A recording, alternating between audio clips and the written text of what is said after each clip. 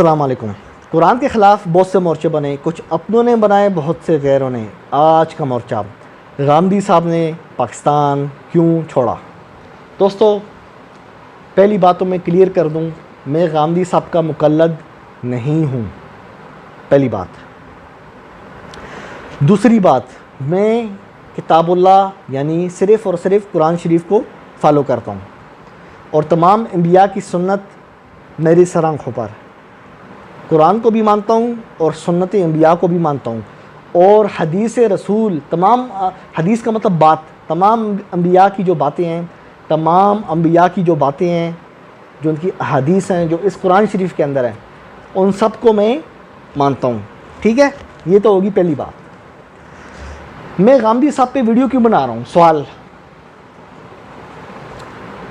दोस्तों, इसकी एक वजह है, वो वीडियो के दरम्यान में आपको पता लग जाएगा। गांधी साहब की मैं वीडियो देख रहा था यूट्यूब पर।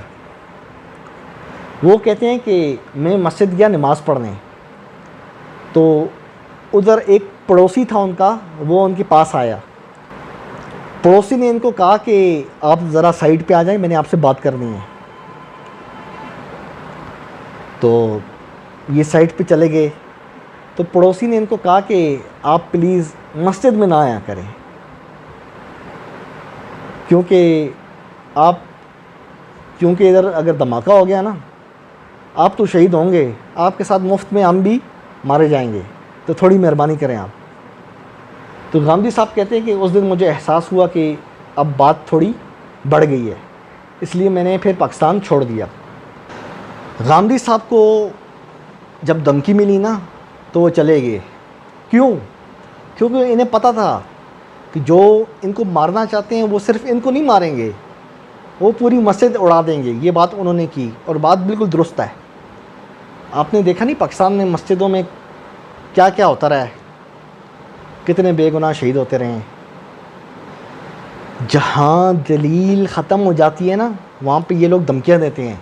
जो कुरान के दुश्मन हैं, जो रवायत परस्त हैं, जो सहीह अल बुखारी के आशिक हैं, वो धमकियाँ देते हैं। फिर वो कहते हैं अच्छा कुरान की बात करता हैं, सही बुखारी को नहीं मानता। अभी बताते हैं, सही बुखारी को नहीं मानता। ये इनकी सोच है।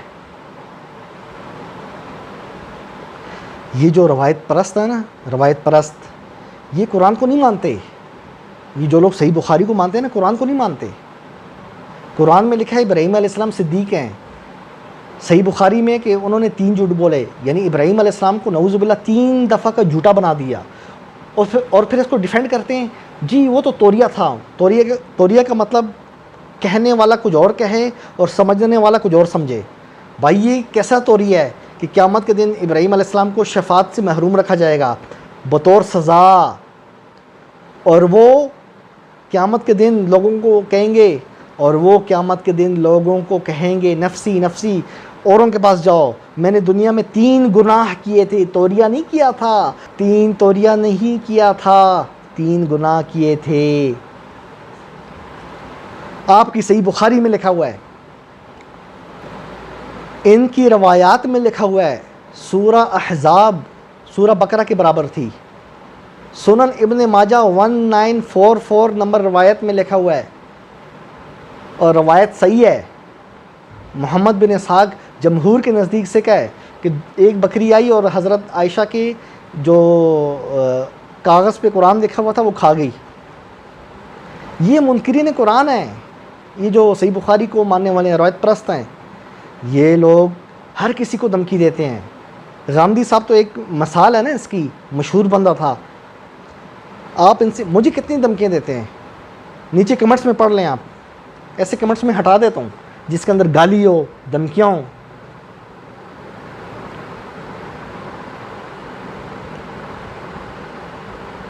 ये लोग डरते हैं कि कुरान का पैगाम अगर फैलने लग गया, इनकी दुकानें बंद हो जानी हैं।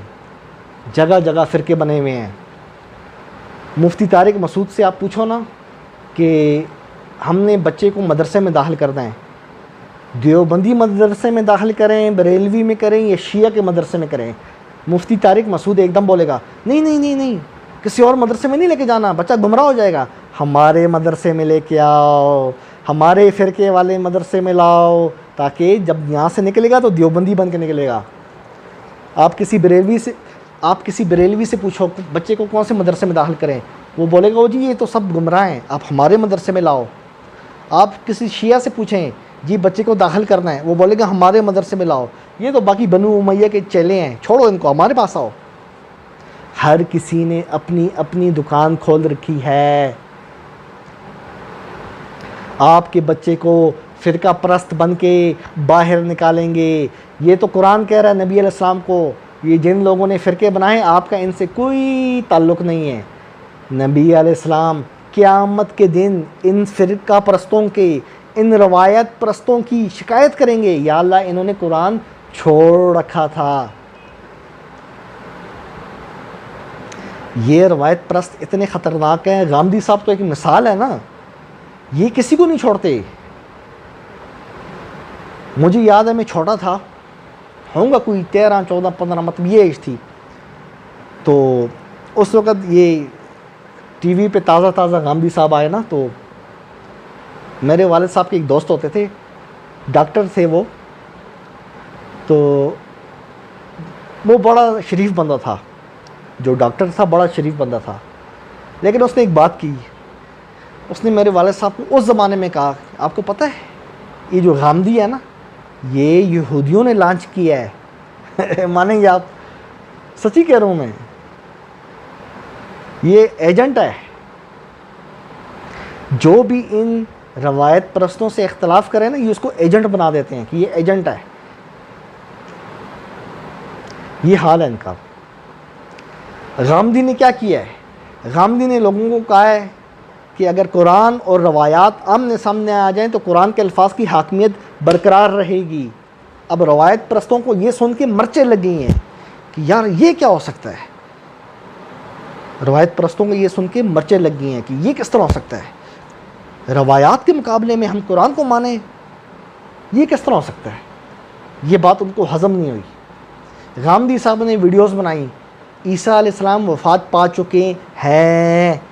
कौन कह रहा है? अल्लाह कह रहा है। कहाँ कह रहा है? कुरान में कह रहा है। क्या कह रहा है? मैं तुझे वफ़ात दूंगा और तुझे उठाऊंगा।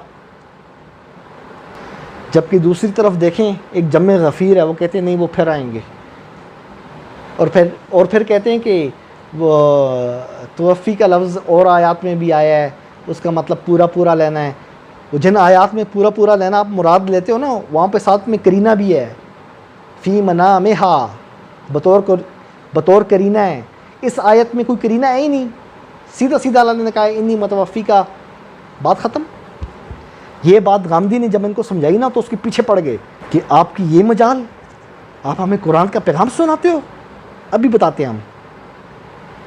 गांधी ने इनकार किया कि इमाम मेहदी नहीं आएंगे, सही बात की है। इमाम मेहदी के मुतल्लिक जितनी भी रवायात हैं सारी ज़ईफ़ है। मैं इस पे बहुत जल्द इंशाल्लाह एक एक रवायत के मुतल्लिक ऑपरेशन करूँगा, तफसीली ऑपरेशन करूँगा, साबित करूँगा एक भी रवायत सही नहीं है बेएतबार सनद। ये बात गांधी ने इनको प्यार से समझाई, इनको समझ नहीं आई। जब इन्होंने देखा कि यार हम इन लोगों का मुकाबला नहीं कर सकते दलाइल की दुनिया में, तो फिर आखिर में वही एक मैदान रहता है कि धमकी दो। ये धमकी बाज है रवायत परस्त, ये मुकाबला नहीं कर सकते। ये कुरान है, ये हब्लल्लाह है, ये मैं नहीं कह रहा, अबू जाफ़र तनौली नहीं कह रहा, ये अल्लाह कह रहा है। इस किताब के बारे में इसको थामो, ये हब्लल्लाह है। टुकड़ों में तकसीम मत हो, मैं देवबंदी, मैं बरेलवी, मैं शिया, मैं फ़लाना, मैं ढिमका ना। इस किताब को थामो। इसी किताब में जो कुछ लिखा है हम आपको पढ़ के बता रहे हैं और आपको बुरा लग रहा है, आप धमकियाँ दे रहे हैं कि हम ये करेंगे, हम वो करेंगे। यही वजह है आज देखें पूरा मुल्क इन रवायत परस्तों ने यरगमाल बना के रखा है। कोई बाहर का बंदा, यूरोप का बंदा पाकिस्तान घूमने नहीं आ सकता। क्यों? रवायत परस्तों ने लोगों का इतना ज़्यादा वो क्या कहना चाहिए, ब्रेन वॉश कर दिए ना कि ये फलाना है, ये काफर है, इससे हाथ नहीं मिलाना। अल्लाह क्या कह रहा है कुरान में? अल्लाह क्या कह रहा है? बुत परस्त मुशरिक और अहले किताब मुशरिक में अल्लाह ने फ़र्क किया है। इस कुरान में अल्लाह ने कहा है यहूद व नसारा की औरतें तुम पर हलाल हैं ता क़यामत तक के लिए। और ये रवायत परस्त बोलेंगे नहीं नहीं नहीं नहीं, रास्ते में कोई ईसाई आ जाए ना, सलाम नहीं करना, हाथ नहीं मिलाना, गंदे हो जाओगे। अल्लाह क्या कह रहा है? उनकी औरतें हलाल हैं। दोस्तों जिसको बुरा लग रहा है ना, मुझे आंखें ना दिखाए, ये अल्लाह ने कहा है कुरान में। जाके अल्लाह से मुकाबला कर सकते हो आप? इतनी औकात है आप लोगों की, रवायत परस्तो, आप अल्लाह से मुकाबला करोगे? तेरे रब की फ़ौज को सिवाय उसके कोई नहीं जानता, मेरे रब से कोई मुकाबला नहीं कर सकता। मेरा रब अल्लाह हर किसी पे गालिब है, आप सब समेत मेरे उसके आगे मगलूब है। हम आजिज़ हैं, वो आजिज़ नहीं है, वो हर चीज़ का मालिक है, हर चीज़ जानने वाला है। जी, हर चीज़ जानने वाले ने ही इजाज़त दी है कुरान में, यहूद व नसारा की औरतें तुम पर हलाल हैं, उनका ज़बीहा हलाल है। बुरा लग रहा है? ये आयत बुरी लग रही है आपको सुनने में? जिसको ये आयत बुरी लग रही है तो वो अपने ईमान की खैर मनाए, क्योंकि वो कुरान की आयत सुन के उसका मुंह बन रहा है। यही बात गांधी साहब आपको प्यार से समझा रहे थे, लेकिन आपके दिमागों में ये जो फ़िरका परस्त मदरसे वाले हैं ना, इन्होंने टीके लगा लगा के रवायात के आपका दिमाग सुन कर दिया है। जैसे ही आप कुरान की आयत सुनते हो आपको कुछ होने लगता है, आप बोलते हो यार क्यों? क्योंकि आपका दिमाग सुनना है। गांधी साहब ने सिर्फ हल्की हल्की खिड़कियां हिलाई आपके दिमाग की, और मैं जो हूँ ना, अल्लाह के हुक्म से आपकी दिमाग की खिड़कियों को उन्होंने तो हिलाया है ना, मैं तो उनको पकड़ पकड़ के ज़ोर से हिला रहा हूँ। दोस्तों, इन रवायत परस्तों की धमकियों में कभी भी नहीं आना। ये आपके दुश्मन है, ये आपको बोलेंगे अबू जाफ़र तनोली को मत सुना करो यार, ये बंदा जब देखो कुरान कुरान करता रहता है, इसको छोड़ो, ये गुमराह है। फलाने को सुनो, मुफ्ती तारिक मसूद को सुनो, इंजीनियर को सुनो।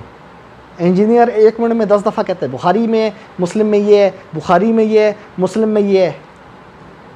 जो बुखारी मुस्लिम का नाम ले उसको सुनो। ये क्या अबू जाफ़र तनोली, जब देखो कुरान में ये लिखा है, कुरान में वो लिखा है, इसको मत सुना करो। उधर गांधी साहब बेचारा चला गया, उसको उधर भी नहीं छोड़े उधर भी धमकियाँ दे रहे हैं। ये हाल है इनका। बाकी अल्लाह मालिक है। दोस्तों, चैनल को लाइक करें, सब्सक्राइब करें, अपने भाई अबू जाफ़र तनोली को इजाज़त दें। दिल छोटा नहीं करना, अच्छा ठीक है? हाँ, मायूस नहीं होना। मेरे रब की ज़ात बहुत बड़ी है और बहुत प्यार करने वाला है अल्लाह। उसकी किताब को थाम लो, हब्लल्लाह को, वो भी आपको थाम लेगा। उसकी किताब को थाम लो, हब्लल्लाह को, अल्लाह से जुड़ जाओ। उर्वतिल वुस्का लन फिसाम लहा, अल्लाह से जुड़ जाओ, इंशाअल्लाह कभी नामुराद नहीं होगे। ठीक है? अपने भाई अबू जाफ़र तनोली को इजाज़त दो, फिर मिलते हैं इंशाअल्लाह। कुरान जिंदाबाद।